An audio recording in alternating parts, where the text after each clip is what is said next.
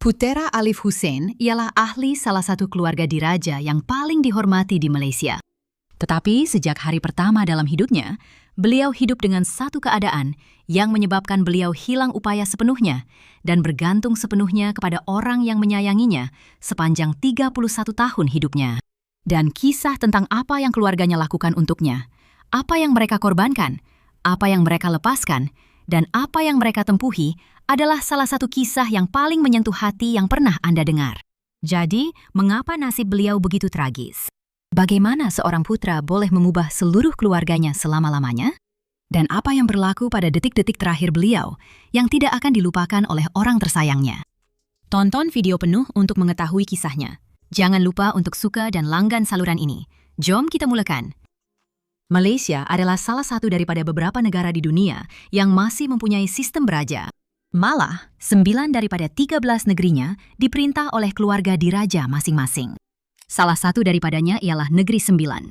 Sejak tahun 2008, pemerintahnya ialah Tuanku Muhriz. Beliau dikenali ramai sebagai seorang yang rendah hati dan dihormati, yang tidak pernah mencari perhatian. Sebelum menjadi pemerintah, beliau membina kerjaya yang berjaya dalam bidang perniagaan, bekerja dalam sektor perbankan, dan berkhidmat dalam lembaga pengarah beberapa syarikat. Bersama istrinya, Tuanku Aisyah Rahani yang juga seorang putri, mereka dikurniakan 3 orang anak lelaki. Anak bongsu mereka ialah Putra Alif Hussein, seorang anak lelaki yang akan mengubah hidup mereka selama-lamanya. Alif dilahirkan pada 3 September 1984 di Hospital Besar Kuala Lumpur. Tetapi hampir serta-merta, doktor memberitahu ibu bapanya bahawa anak lelaki mereka yang baru lahir telah mengalami kekurangan oksigen dan vitamin K, menyebabkan kerusakan otak yang teruk yang akan menjejaskan dirinya sepanjang hayat. Abang sulungnya, yang ketika itu baru berusia 7 tahun, kemudian mengingati menerima panggilan telepon di rumah dan terpaksa menerangkan kepada saudara mara yang risau tentang apa yang telah berlaku, walaupun dia sendiri hampir tidak memahaminya. Pada hari-hari awal itu, Alif menjalani beberapa pembedahan, termasuk satu pembedahan untuk memasukkan shunt ke dalam otaknya, yaitu satu alat yang akan kekal di situ sepanjang hayatnya. Selama berminggu-minggu, keluarganya hampir tidak meninggalkan hospital. Apa yang sepatutnya menjadi salah satu detik paling bahagia dalam hidup mereka telah menjadi permulaan kepada perjuangan seumur hidup. Berazam untuk memberikan setiap peluang kepada anak mereka, ibu bapa Alif mencurahkan sepenuh tenaga untuk mempelajari segala-galanya tentang keadaannya. Sebuah buku berjudul What to Do About Your Brain-Injured Child menjadi titik permulaan mereka. Akhirnya, keluarga itu mengembara jauh ke Philadelphia di Amerika Syarikat untuk menyertai program pemulihan khas di Institutes for the Achievement of Human Potential. Apabila mereka pulang ke rumah, seluruh kehidupan Alif berputar di sekitar rutin harian yang sangat intensif. Dia menjalani terapi patterning untuk mengajar badannya pergerakan merangkak yang betul dan berlatih di atas papan condong untuk menguatkan pergerakan tersebut. Dan menerima terapi masking yang menggunakan topeng pernafasan untuk membantu badannya menggunakan oksigen dengan lebih cekap. Pada waktu malam, dia tidur dengan mesin pernafasan untuk membantu mengawal pernafasannya. Malah, ayahnya turut mengajar 2 abang Alif cara mengendalikan mesin itu sekiranya diperlukan. Setiap ahli keluarga belajar cara menjaga dirinya. Apabila tahun-tahun berlalu, ayah Alif membuat satu pengorbanan yang luar biasa. Dia menjual syarikatnya dan melepaskan kerjaya perniagaannya supaya dia dapat menumpukan masa dan sebahagian besar sumber keluarga untuk menjaga anak bongsunya. Keputusan itu meletakkan tekanan keuangan yang besar ke atas keluarga.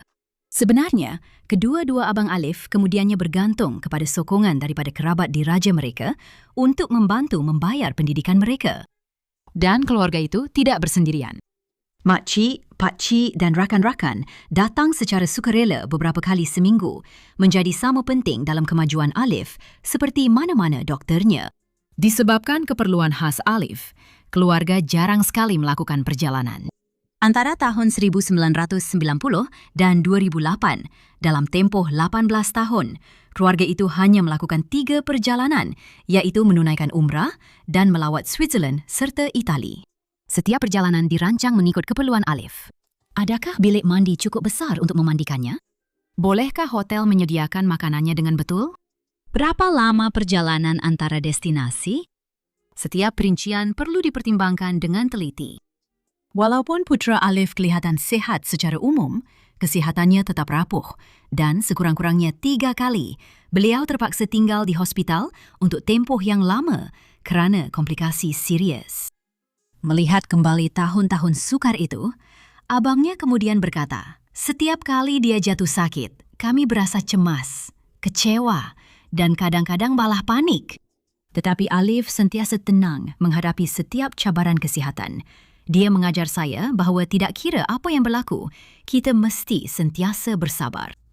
Alif hidup sehingga usia 31 tahun, jauh lebih lama daripada yang dijangkakan bagi ramai orang yang menghidap keadaan sepertinya. Satu bukti kepada kasih sayang, dedikasi, dan penjagaan luar biasa yang diberikan keluarganya setiap hari. Pada minggu terakhirnya, dia diberi ubat penenang yang kuat dan hampir tidak sadarkan diri. Kemudian, pada hari terakhirnya, dia tiba-tiba terjaga.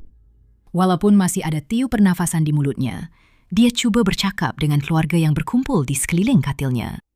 Menurut abangnya, seolah-olah Alif telah menunggu sehingga selepas hari jadi ayah mereka sebelum pergi. Seolah-olah, walaupun di saat-saat akhirnya, dia tidak mahu kematiannya membayangi hari istimewa ayahnya. Ia hampir kelihatan seolah-olah dia telah menunggu sehingga sambutan hari jadi itu berakhir sebelum mengucapkan selamat tinggal, menurut abangnya kemudian. Bagi keluarga kami, ia juga terasa seolah-olah dia secara diam-diam meyakinkan kami bahwa semuanya akan baik-baik saja. Pada 15 Januari 2016, putra Alif telah meninggal dunia di Hospital Chancellor Tuanku Muhriz. Kira-kira 1.000 orang berkumpul untuk upacara pengebumiannya, termasuk ahli keluarga diraja, saudara mara terdekat, dan tetamu jemputan. Semuanya datang untuk mengucapkan selamat tinggal kepada seorang putra yang hampir tidak dikenali orang ramai. 7 das tembakan hormat diraja bergema di udara sebagai penghormatan kepadanya, dan apabila suasana kembali sunyi, keluarganya berlutut di sisi kuburnya, perlahan-lahan menaburkan air wangi dan kelopak bunga di atas tanah. Kemudian, tepat ketika beliau sedang dikebumikan, satu ribut kuat melanda kawasan tanah perkuburan itu. Menurut tradisi Melayu, hujan semasa pengebumian dipercayai sebagai air mata dari syurga, membantu roh dalam perjalanannya ke alam seterusnya.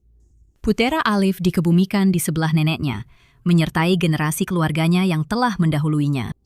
Kemudian, abangnya, Tunku Ali Red Hodian, memberikan penghormatan yang tulus dengan berkata, Alif, kamu telah membantu membentuk kehidupan dan pribadi setiap orang yang berpeluang bertemu denganmu. Saya menjadi diri saya hari ini karena kamu. Saya bukanlah seorang pelajar yang hebat, jadi saya sama sekali tidak sempurna, tetapi saya menjadi insan yang jauh lebih baik daripada yang mungkin saya jadi. Terima kasih atas segala yang telah kamu ajarkan kepada saya. Untuk menghormati ingatannya, Masjid Tunku Alif Hussein Saifuddin Al-Amin kemudiannya dibina dan dinamakan sempena namanya. Putera Alif tidak pernah berpeluang untuk menjalani kehidupan yang normal, dan beliau juga tidak hidup lama. Tetapi mungkin itu bukanlah ukuran sebenar kehidupannya. Ada kehidupan yang diukur bukan pada bilangan tahun, tetapi pada insan yang diubahnya. Melalui kekuatan dalam diamnya, kesabarannya, dan kasih sayang yang diilhamkannya, putra Alif telah mengubah kehidupan semua orang di sekelilingnya, dan dengan ukuran itu, dia telah menjalani kehidupan yang benar-benar luar biasa. Apa pendapat Anda tentang kisah putra Alif? Kongsikan pandangan Anda di ruangan komen. Itu sahaja. Jika Anda menikmati video ini dan mahukan lebih banyak kandungan seperti ini, pastikan Anda tinggalkan tanda suka di bawah sebagai tanda penghargaan. Dan jika Anda belum melakukannya, Anda memang patut langgan saluran saya, dan tekan ikon loceng supaya Anda akan diberitahu setiap kali saya memuat naik video baharu setiap minggu. Jumpa Anda di video seterusnya.